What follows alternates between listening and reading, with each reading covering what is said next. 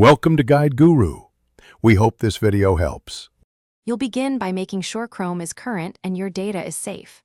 Update Chrome in settings so filter rules and extensions work predictably. Once done, sync or export bookmarks and passwords. This prevents data loss if you reset settings.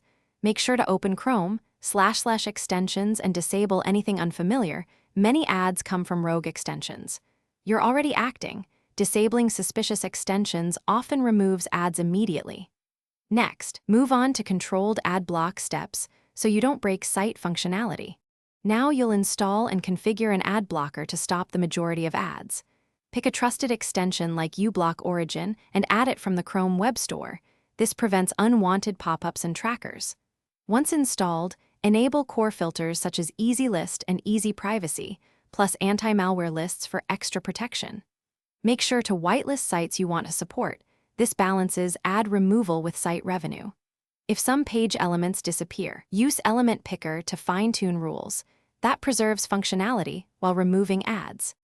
Finish by removing any residual ads and confirming stability. Clear cache and cookies or reset settings if ads persist. This removes injected scripts. Run Chrome Cleanup or a full antivirus scan to find adware hidden on your system. Once you've cleaned, make sure the blocker's filters are up to date. Update lists and restart the browser.